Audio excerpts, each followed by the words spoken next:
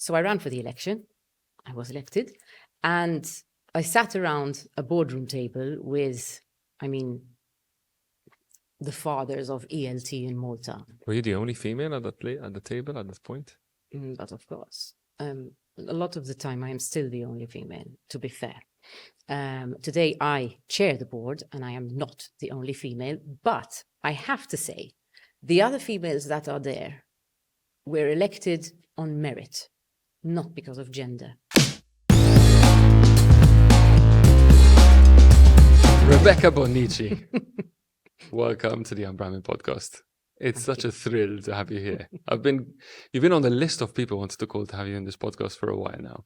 And as we always say at Brandwagon, better people make better brands and better brands make a better world. We really feel you're one of those people. I've been following you from a distance now, articles that you've been interviewed in, posts that you put up, your famous interview post-COVID, which we will be discussing in a while. And it's really, really great to have you here. It's also nice because I remember growing up with you many, many, many years back. We will need to let out all the details of that. So it's really nice to see how far you've come. And we're going to go into that. So, Rebecca, you're a business leader, an innovator, a mother, a wife, a daughter, and a friend, and the CEO of BELS. Mm-hmm. Well, but who do you say you are? Okay. Well, first of all, thanks for having me. Peter Grech. It's great to be here because I too am a fan of Brandwagon and also your newest baby, which is the podcast. So thank you. I'm honored to be considered, let alone to be invited. Who am I? How would I define myself? I would say that I wear a few hats. And a lot of the time, I wear 2 or 3 of them in the same day. I'm a lover of life and a lover of fun. But I'm really a wife, a mother, and a boss. Wow, nice. Very, very well articulated. Well, obviously you come from a English language academy school. Yes, so. and we led into this conversation by talking about what I want to be when I grow up. I suppose it's my utopia, so I know where I am today and I know where I want to go in hopefully 20 years' time. And I think because I am a parent, because I won't say a mom, because I know you two are a working father, we wear 2 heavy mantles, which is that of a parent, that of a partner, and also that of an employer. I know I said 2 heavy mantles, but I would say the heavier mantles for me are obviously my family first, because that's where I get my peace and my well-being from. And Fantastic. It's the only way I'm able to be a boss. Yeah. Get the home in order first before you can do Yes. anything else, of course.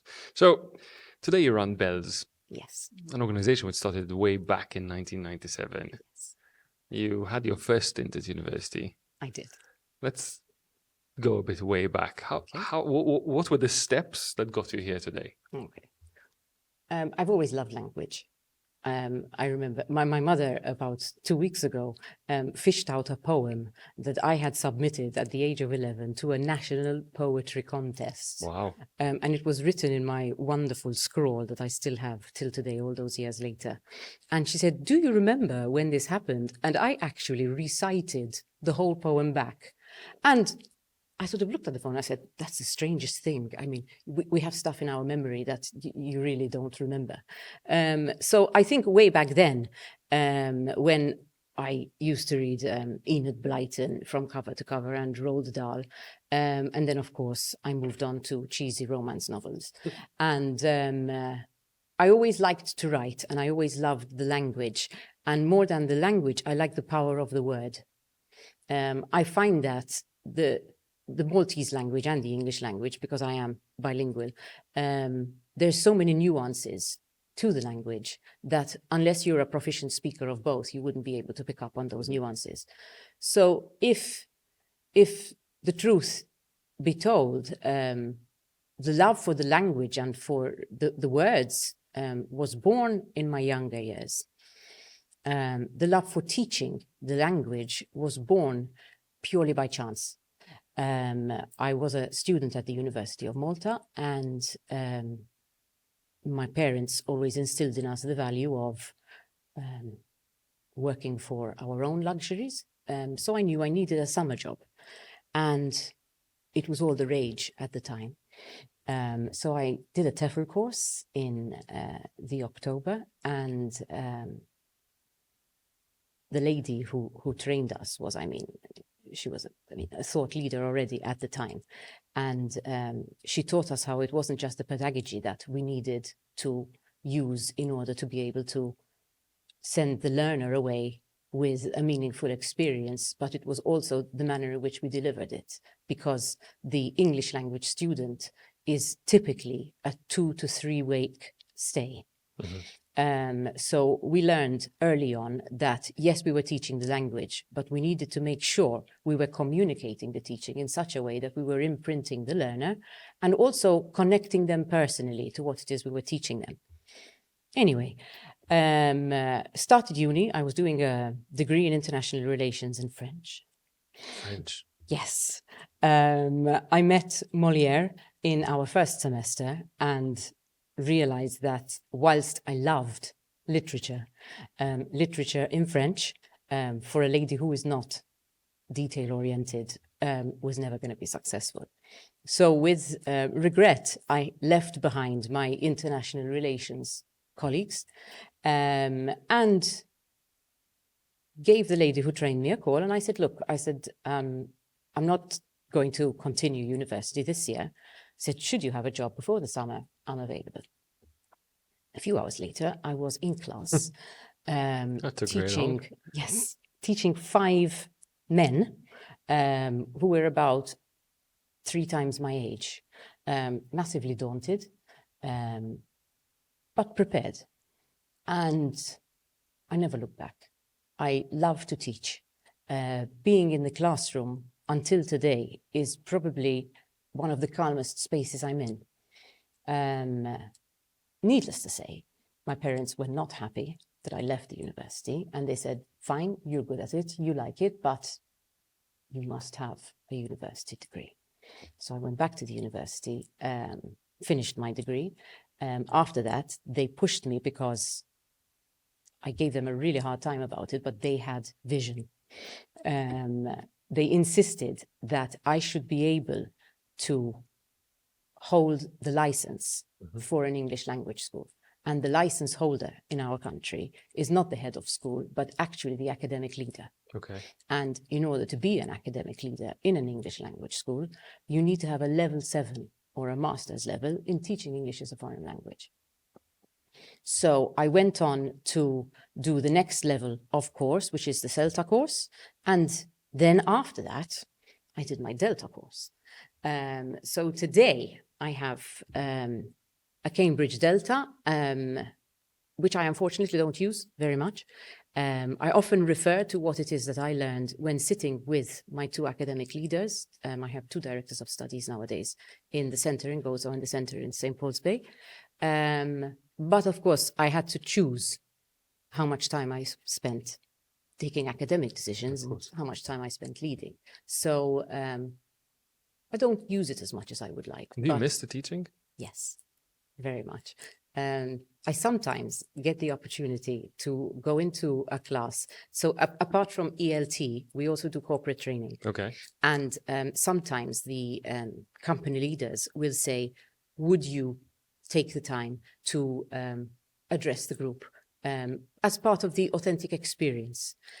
We also have Italian school groups, French and Spanish school groups that come in the off season that are studying either business or teaching. Erasmus teachers, the same. And sometimes I get asked if I would go in and speak to the group. And so that is as close as I get to teaching today. Yeah, fair enough. For those who don't know, yes, give us a bit of background about BELS. Okay. Mela. We started actually, because you and I call it BELS today, but when BELS was started, it was the Business English Language School. Okay. In fact, if you look at our oldest logo, we actually It's an abbreviation. We have the full stops between the letters. Some people today ask if it's Brincat Language School or Bonnici Language School. And I always say that, listen, that would be a real ego trip if that's what it was. But no, we, at the time, obviously, we were not the first people in ELT in Malta. I mean, ELT in Malta was born in the 80s. So we were actually quite late to the game. And at the time, we thought it would be a great idea to, and I say we because obviously I feel very attached to it all, but really and truly there was another team in place at the time. We thought we could have a school on Gozo. There wasn't one. Which was very innovative. For sure. The big players had seasonal centres in Gozo, but there wasn't a year-round school. And we took that level of innovation to another level, and we said we won't specialise in general English, we would specialise in business English. Truth be told, we learned the hard way that Gozo was going to be a hard sell from a tourism point of view, because while the country, the Maltese Islands, were exposed on sort of the touristic landscape internationally, sometimes till today, we have to take the time to explain to a partner agent, a parent, a prospective direct client, that Gozo is actually a different island to Malta. And you can't actually live on Malta. I mean, you could, but it makes no sense. And cross every day to attend the school there, no matter how pretty it is. So we sort of shortchanged ourselves by putting it on Gozo and by insisting we only wanted to teach business English. Well, anyway, we slowly began to change track a few years into our journey. And we did general English, because general English, even today, statistically, if you look at the NSO for the markets, it is the bread and butter client of our islands. So we, till today, do general English, and we specialize in business. But what it is we had then, and we still have now, because it wasn't all bad. The building, the character, the fact that we were teaching English, but we were doing it in a converted farmhouse in the tiny village of Kerchem, which is a stone's throw from Victoria, which is as bustling as Gozo gets. But the space is wonderfully calm and serene. Until today, when I settle in our school in Gozo, I get a very different feeling for the school in St. Paul's. And that uniqueness, I'm sure, gives quite a different element to what you're selling versus all your competition. 100%. And that is something that we are still very proud to put front and center when it is that we propose our Gozo school to the potential client. It's not for everyone. And we learned this also the hard way by having younger people seeking the sun and fun image that the country has. But the people who expect, so have their expectations properly set, come and love it. And I'm proud to say we have probably close to a 20% return or recommend rate. Wow, that's fantastic. Yeah.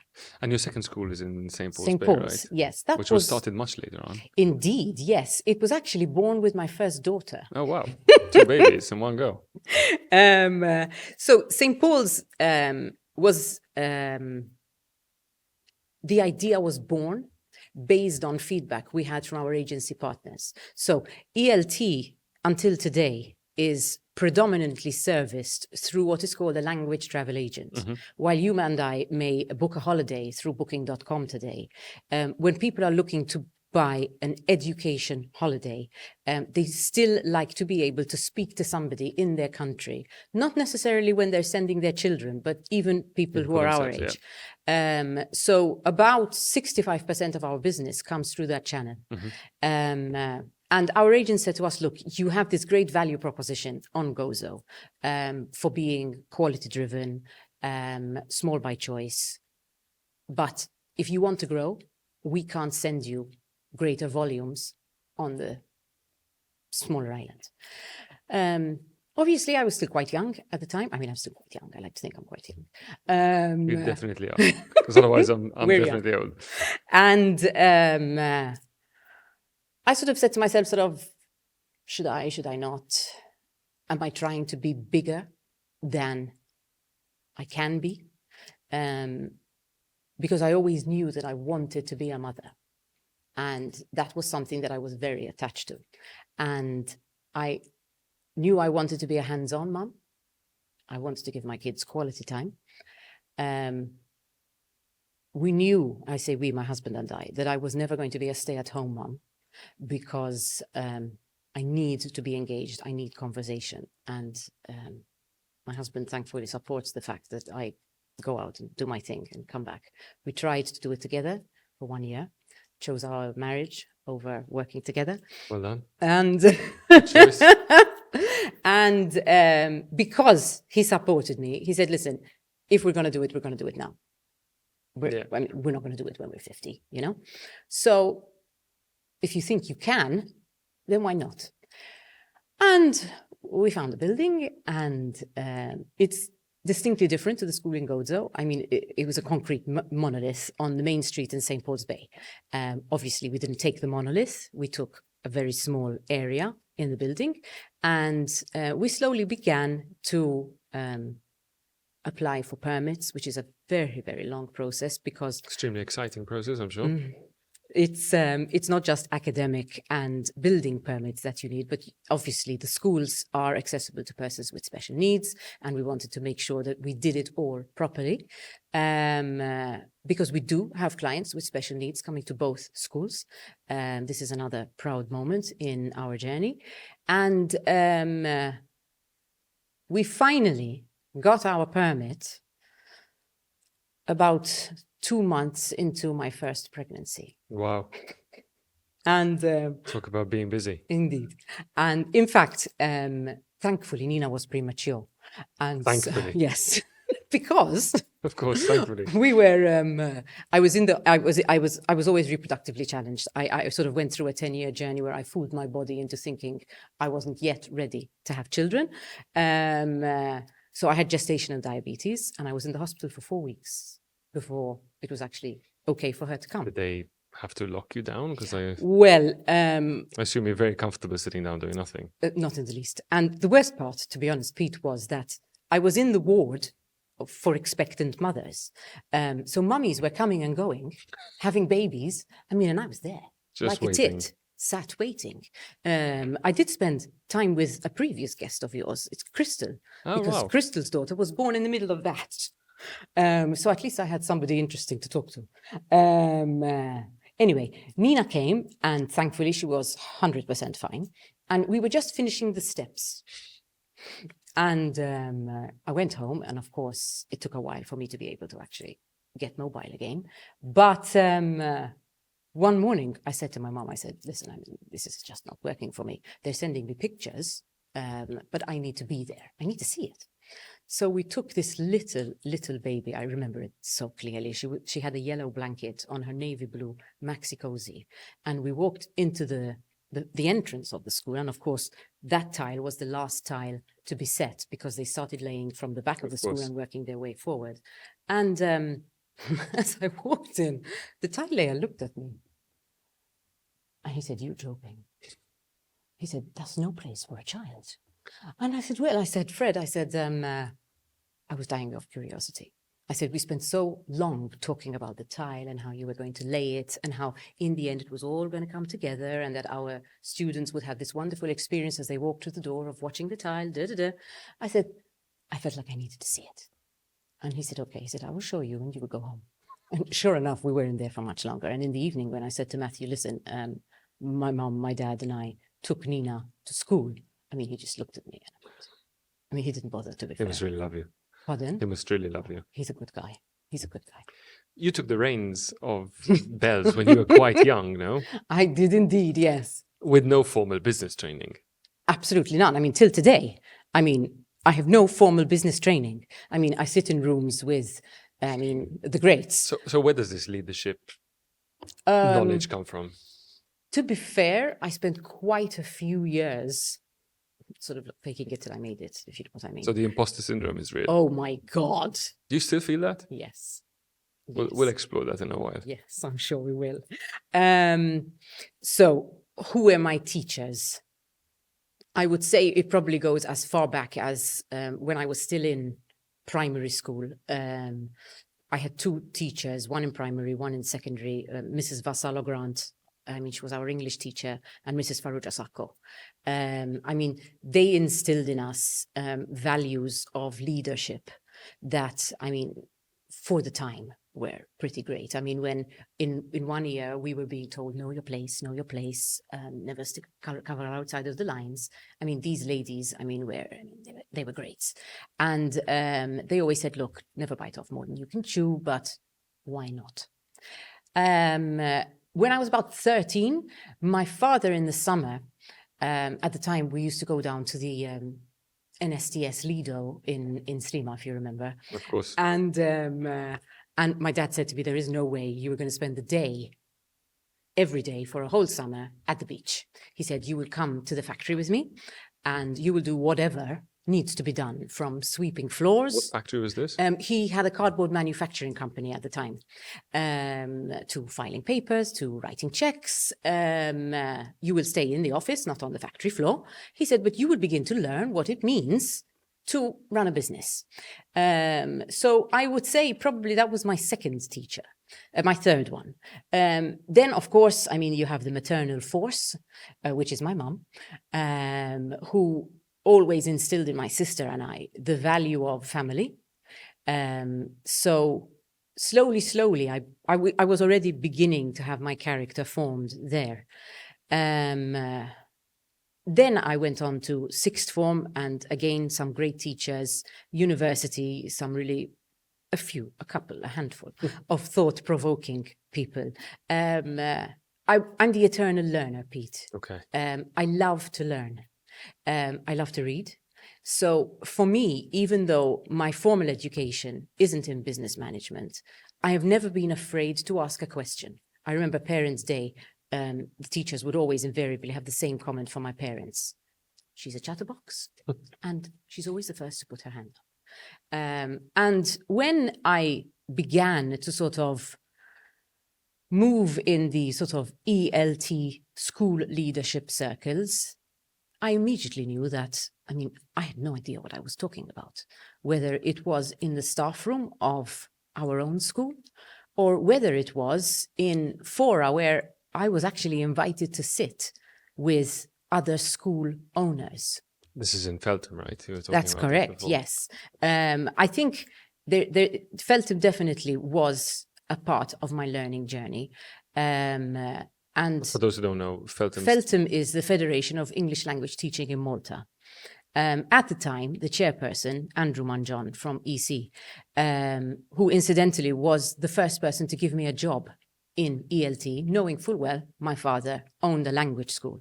When he noticed that I was sort of beginning to move slowly outside of the classroom and outside of the office, because after, obviously, I went back to university and I wasn't teaching in summer, my dad enlisted me to work in the admin side of running BELS. So I was doing bookings and answering inquiries, talking to agents on the telephone, processing payments at the time, writing checks, meeting host families. You were in your early 20s, I'm assuming. Well, not yet even. Yeah, it Wow. was 17, 18, 19. That's when I was at uni. I worked for Andrew in the summer and for my dad during term, because of course, language teaching at that time was 9 to 30. So that's when we had lectures. Anyway, when my dad sort of began to signal to his peers at the time that he wanted to give me more responsibility, and Andrew already knew who I was, because I was one of the cheeky teachers who didn't use the photocopier in the staff room, but sort of snuck into the management offices to prepare my lesson material. Just to jump the queue. Indeed. I mean, shortcuts are my thing. He asked my father to bring me to a dinner. It was at the Forum Hotel, where Feltham was entertaining a group of international agents who were in Malta on a fam trip. And he sort of approached me and he said, listen, he said, Rebecca, he said, we have a seat on the Feltham board coming up. He said, would you consider running for that election? And I said, well, I said, Andrew, I said, going back to my training, never colour outside of the lines. I said, look, I said, I'm still quite young. I know very little about all of this. And I said, I really don't think I have anything to bring to the table right now. And he said, well, you never know. He said, try. So, of course, I tried. You did as told for once. Exactly. And so I ran for the election. I was elected. And I sat around a boardroom table with, the fathers of ELT in Malta. So people like Francis Stivala and La Bella Compagnia. And were you the only female at the table at this point? But of course, a lot of the time I am still the only female, to be fair. Today I chair the board and I am not the only female, but I have to say the other females that are there were elected on merit, not because of gender. Whilst I am a staunch feminist, I don't know, can I say vagina thumper? Of course, well, you just did. Well, okay, but you can cut it out. Anyway, I'm not a feminist for the sake of being a feminist. Mm-hmm. I'm a feminist because I believe there is value to be brought to the table. And it's not just the soft side, but I think there are ways that women and men think that are just different. Yeah. And I think if we manage to put that together around any boardroom table, I think, A, we can get to where we want to go much quicker. And we can also think more creatively. So yes, I will always endorse a female who wants to color outside of the lines, because I don't believe any child should be encouraged to not color outside of the lines. But to go back to your question, at the time, yes, I was the only female. Today, I am not the only female, but it's because the other females deserve to be around the table. I want to really tap into this point, because I'm not going to lie to you. Mm-hmm. Sometimes we find trouble in finding other female leaders to bring to the table over here. Okay. I'll rephrase that. What are the big issues that you've come against as being an independent female owner of your business? Have there been situations running, your business over the years which have been really sort of anything that comes to mind? Pete, you went straight for the jugular there. Absolutely. That's a really complex question. And I think it needs to be unpacked. You can't just answer it with a sentence. Because I think, we talk a lot about, when we look at marketing, when we look at recruitment even, we talk about different generations. We talk about what makes generation tick, understanding their psyche, understanding their lifestyle, and targeting what we feel are their wants and what we feel are their needs, whether we want to sell them a product or whether we want to recruit them on our teams. And I think we've spent a lot of time looking at the generation gap, but I don't think we've actually given a lot of time and thought to what it is that women want from their careers. And it's not to say that women want different things to men, to be fair, but unfortunately, I love it. I wear it as my biggest achievement. Biology dictates that we must bear the children. And for a brief process in the process that is nurturing, no matter how much my husband wanted to help me, he could not, because there were certain things that just I had to do, which in itself means that for a brief period of time, I had to turn to the great people I had around me and say, listen, as much as I want to, as much as I should, because there was also that responsibility, as much as I should be here, right now there's something else I need to focus on. So I think the first thing we need to think about when we want to recruit women in leadership positions is exactly what we want to think about when we recruit men in leadership positions. We talked about the gender gap. We talked about the age gap, the generation gap. So what makes women tick? What makes women feel fulfilled? What do women want? It's not always salary. I think value comes really high up there. Define value. Okay. Voice. The opportunity to fail and not be chastised because we failed because of our gender, but because people fail. It's part of the learning process. I think any person, male or female, I think most people love to learn, love to be taught, as long as it's done in a respectful way when we're talking about leaders, because let's not forget, we're talking about employing women in leadership. So I think what we need to begin to look at, if we really want to seriously bridge the gap and bring worthy women into the upper echelons of the workforce, we need to study what it is that fulfills women. It's not always salary. It's not always the bells and whistles that go with it. Of course, some women might be driven by that. Not all women are driven by having children. Not all women necessarily want to build families. But we have to acknowledge that some of them do. Like we acknowledge that some men want to be front and center of the leadership team, and there is no way they're going to be a wingman. And some women in leadership are the same.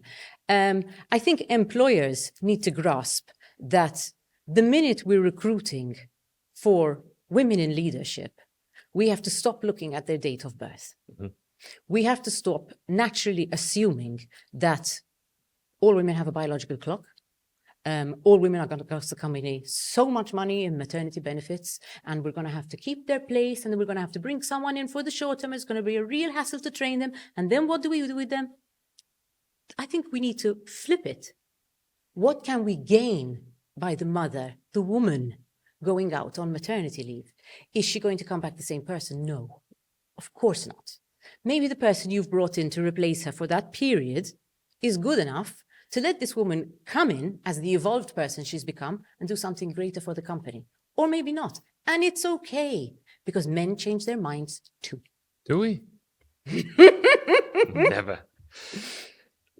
You used a word when you were describing how you were coming back into the business, and you talked about should, and I should have done this. I felt there is an element of guilt in the background. God, Peter! Is this guilt real? Is this something you think is it just you, or is it something that... No. Let's talk about that for a bit. Where does it come from? Okay. Is it self-imposed, or is it for do sure. people make you feel guilty? Okay.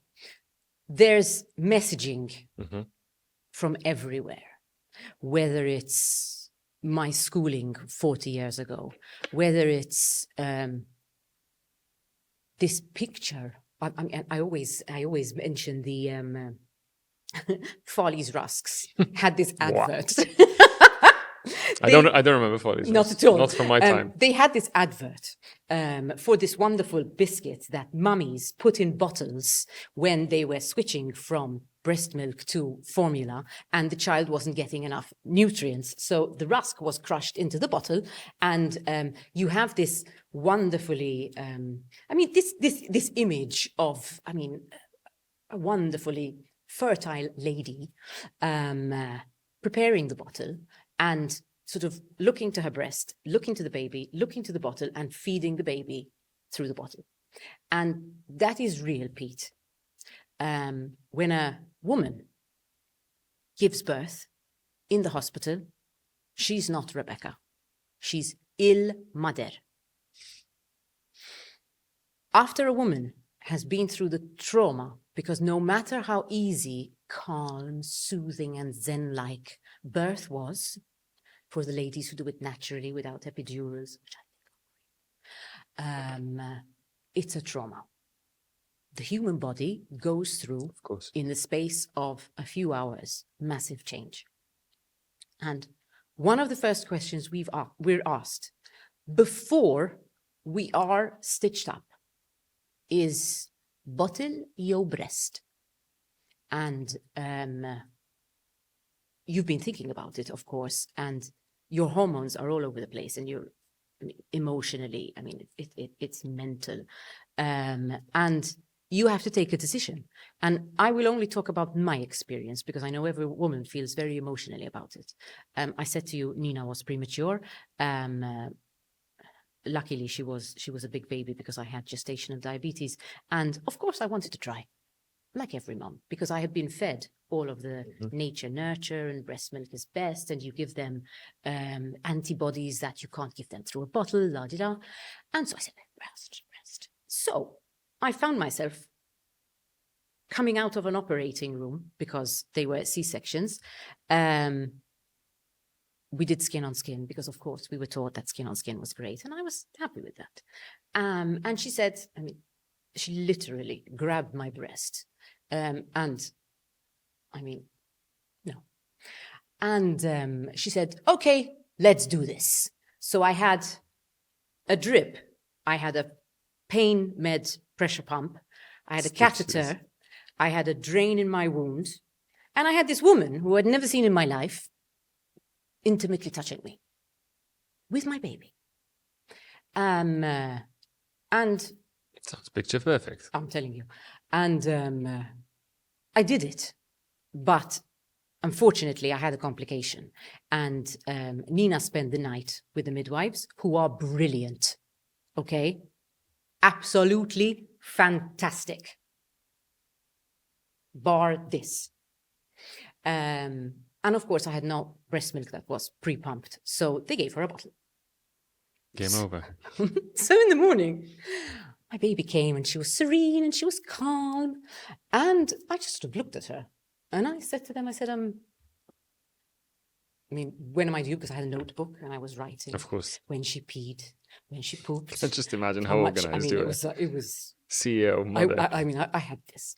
And they said, because in the middle of the night we had no milk and we gave her a bottle. And I was like, what? And they're like, I mean, we had to feed her, you know, I mean, we're not God. I was like, okay, no problem. And so no. Sure enough, this baby came to mommy's breast. I mean, and she thought, I mean, it's like Diet Coke and Coke. You know, when you've tasted Coke, you don't want Diet Coke. So I just looked at Matthew and I said, I actually asked him, I said, do you mind? And he said, mind what? And I said, if we give her formula.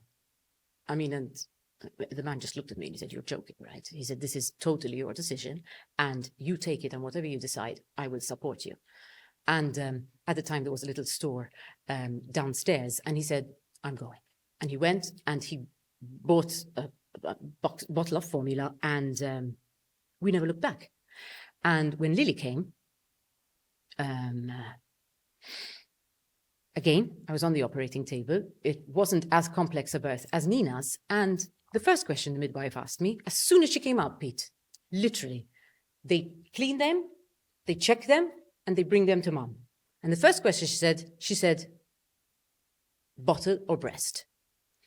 And I already told Matthew I was going to do bottle.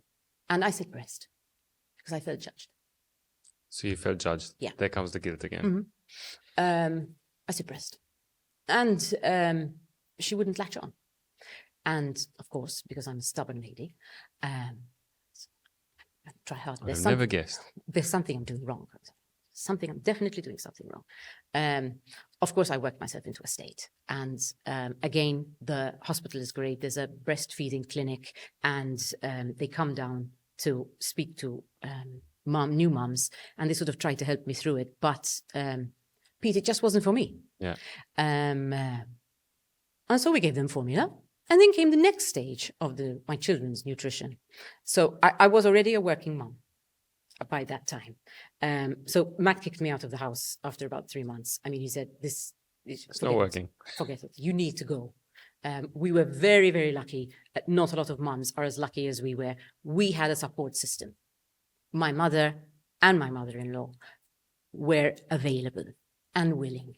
So I was able to not take my child to childcare at the time when she was not a year old yet, but took her to my mom. And then my mother-in-law would pick her up after work, please note.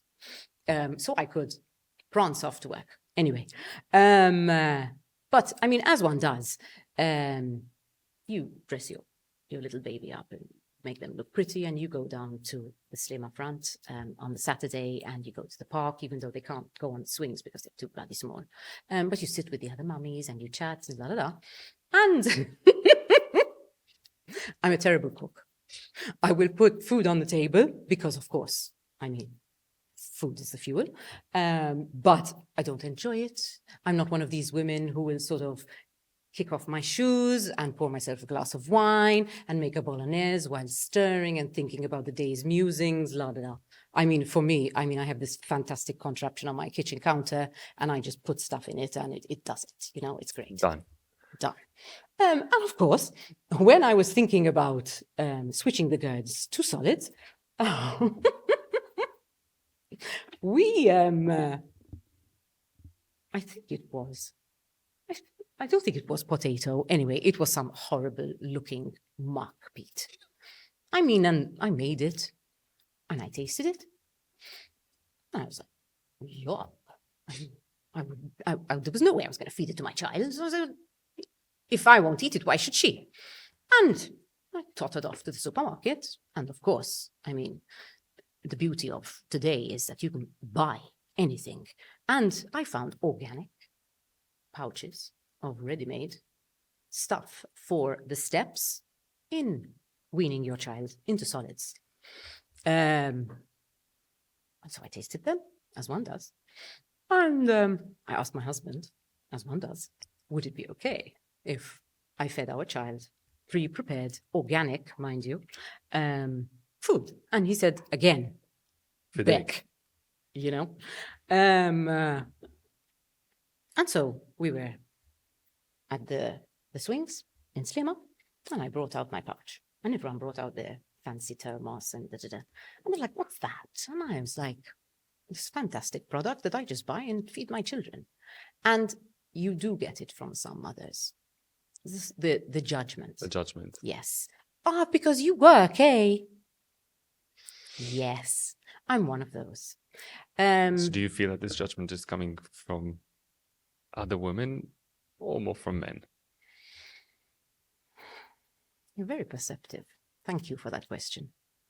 I have to say, in my life and in my career, I have been judged more by women than I was then by men.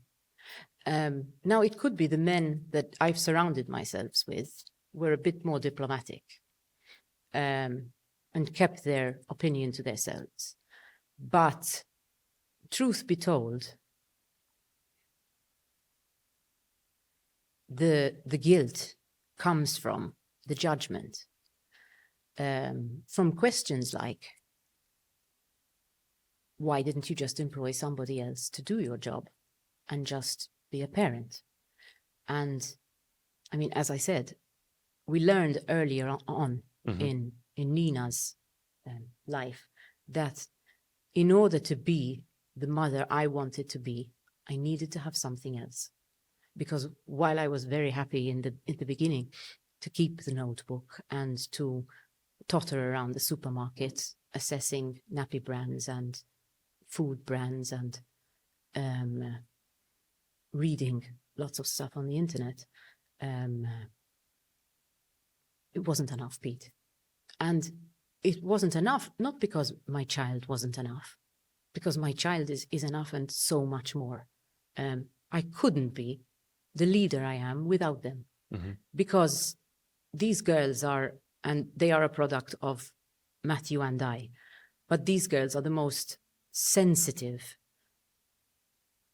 kids I've ever come across in my life. And I'll explain what I mean by sensitive, because I'm not talking about touchy-feely and emotional, but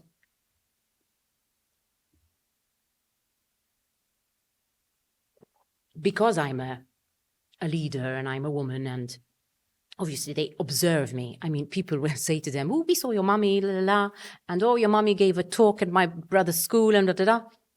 So they knew very early on that I was something more than a mummy. In fact, one of the Christmas presents that they bought me very on was a magnet that I still have on my desk till today, and it says Mum Boss. But during the pandemic, obviously, I mean, we were stuck at home. It's just the four of us. And then eventually Charlie came along. And I remember when the Prime Minister and the Superintendent for Public Health came on the television. It was Saturday morning. I remember it so clearly. And they said, we're going to begin a staggered lockdown. And they said, and the first to be closed is schools. Of course, they said it in Maltese, and Nina understood, but Lily didn't because she was far younger. And And she sort of looked at me and she said, you think he means your schools too? And I said, I have no idea. I said, I suppose we'll just have to sit and wait. And throughout the journey that was our family surviving as a family unit through the pandemic, but also our family having to struggle through keeping BELS alive through the pandemic. One day, I just didn't have the answer, Pete. I managed to keep my staff, and truth be told, I managed to keep my staff because management accepted to take a 10% pay cut because they knew we would come back. And of course, the government helped us with the wages in part, but I topped all of them up. And I remember we would meet on Teams, and I remember one of them asked me a question about 12 months in, and I just couldn't answer it, Pete. And I didn't have the strength that I've trained myself for, because even today, if you ask me a question, I don't know the answer, I'll say to you, I'm really sorry, I can't answer that question right now. I'm just going to go home, I'm going to think about it, probably read, and come back, and we're going to work through it together. And I sort of looked at them and I said, guys, I said, I'm really sorry. I said, but I can't answer that question. And I know I'm supposed to have the answer, and I know I'm supposed to be your leader, but right now, I can't. I don't have it in me. I'm exhausted. And I went downstairs because I work from our washroom on the roof.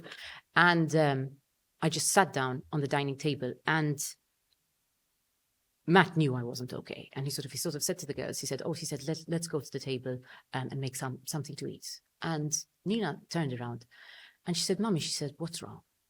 And I said, Hannah, I said, I'm a bit tired. And she said, you know what, Mum? She said, let's eat. Our answer to everything is let's eat. She said, I know that after we eat, you're going to sit and you're going to think, but you can't think with an empty stomach. Clever girl. She is very, they both are. And she took me by the hand and she said, it's okay to cry, Ma. You don't always have to be brave. And I did, Pete.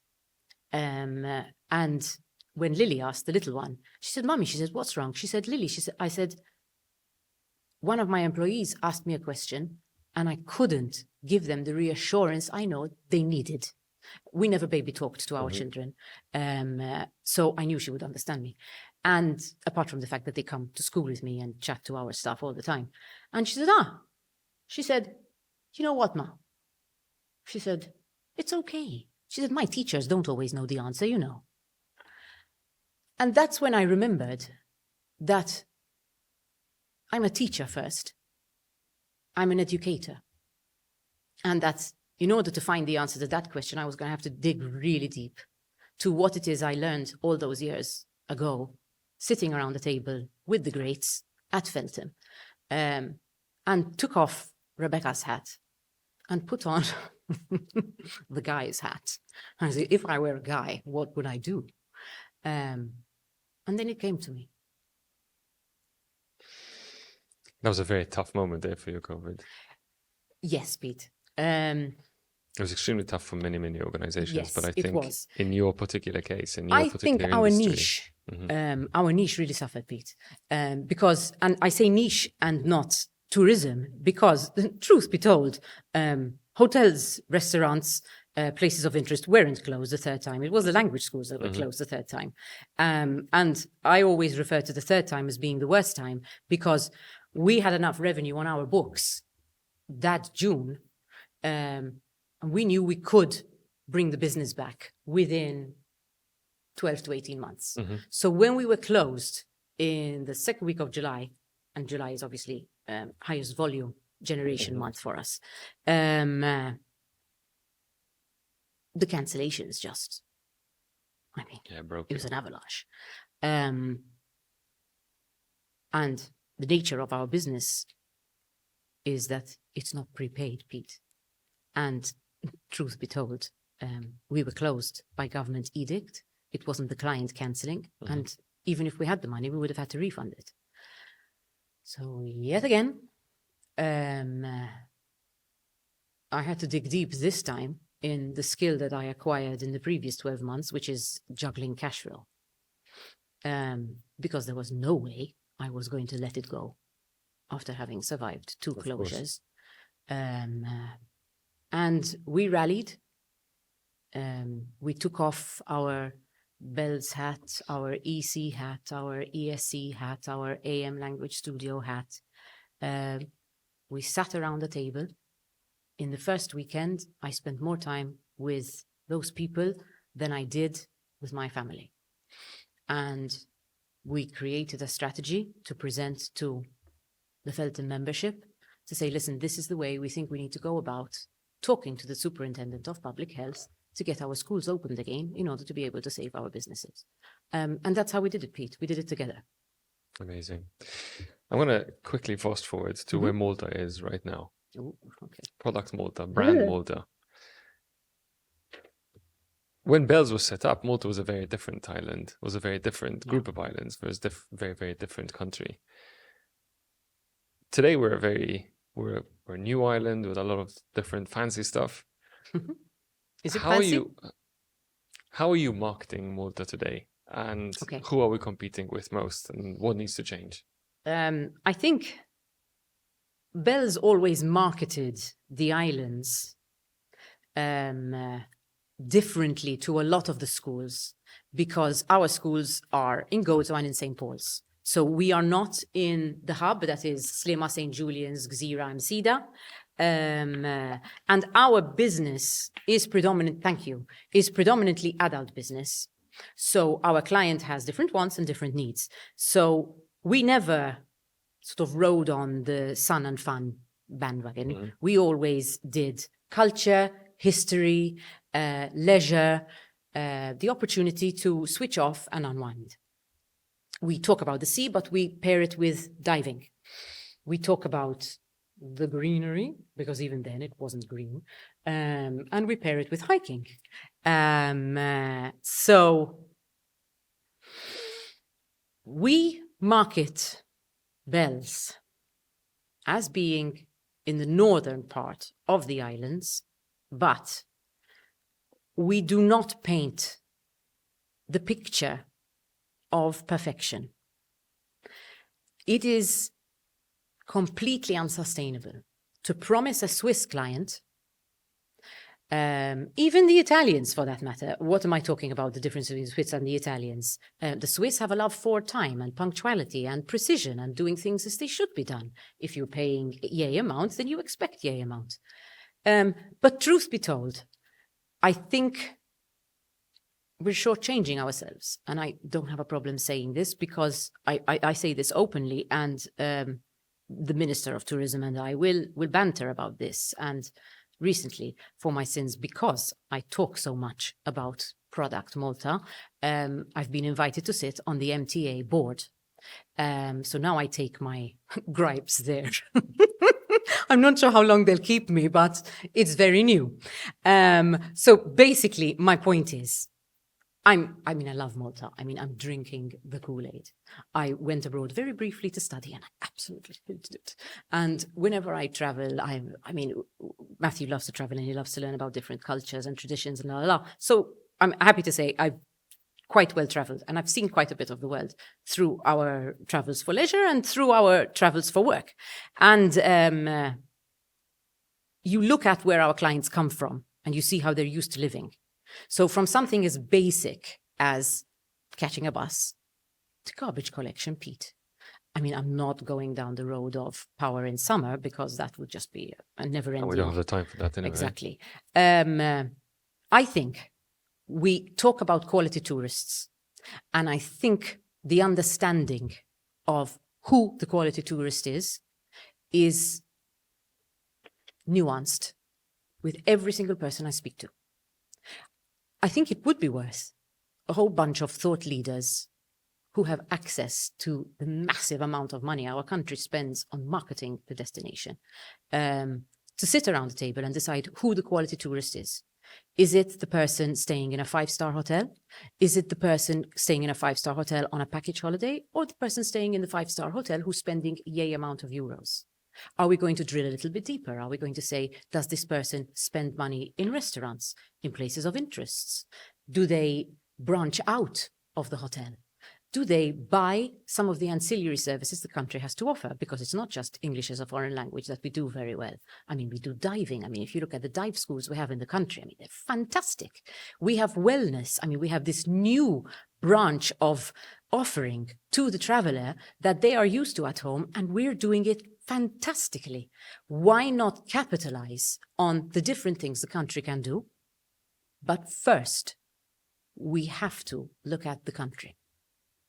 We have to accept that, like the Maltese citizen is a well-traveled person, and they're used to walking on the pavement and pushing a pushchair and not having to get down off of the pavement because the pavement is blocked by garbage bags. You know, why can we not get around to scheduling garbage collection for late at night? Like, why can't we get around to running, building of roads 24 hours a day? We have a gem, we have a jewel, and I insist on this. But the manner in which I have promoted our country as a destination to be considered for ELT has changed a lot over the past 15 years. You also asked who we compete with. I imagine you mean destination-wise, because, I mean, we have to acknowledge that the first, I mean, I mentioned I'm bilingual before, and yes, English is my first language, but truth be told, we are a bilingual country, and both tongues are spoken. So first, we compete with countries where they are not bilingual, where they speak English. So England, Ireland, for the higher spender, you go further afield, South Africa, Australia, the States, Canada. Malta competes mostly with Ireland, and a destination that's rearing its head is Cyprus. So whereas before I used to be able to sit at the table with a prospective partner and say, oh, well, Ireland, it's great. They speak only English, but it's the weather, it's the food. I mean, you know, we won't extol on that. But then when we play the island life, sea, Mediterranean culture, Mediterranean food, and then Cyprus begins to give us a run for our money. I would like to say the quality in the schools on the island, and of course over here I have to give a special nod to the Felton member accredited schools, are some of the best internationally. But Cyprus is getting there. And if we're not careful, they will overtake us in the race for increased market share for international students, because that pool of people isn't growing. Mm-hmm. But the destinations are. Is it decreasing? No. Praise be to God. Rebecca. Peter. We're getting very close to the end. We actually overran, but I've really enjoyed this. Thank you. You're a great, very eloquent speaker. Thank you. Before I let you go, mm-hmm. You know the question I was going to ask you? Yes. The one song, the soundtrack to your life. Okay. What's it going to be? Promise not to cringe. No promises, sorry. I mean, my kids cringe, so it's fine. I'm used to it. Taylor Swift, I'm a Swiftie. Of course you are. And you need to calm down. All right. Good one. Good choice. Thank you. Thank you so much. I really enjoyed that. Thank you. It's been really, really good to have you here. Thank you very much. It was a pleasure.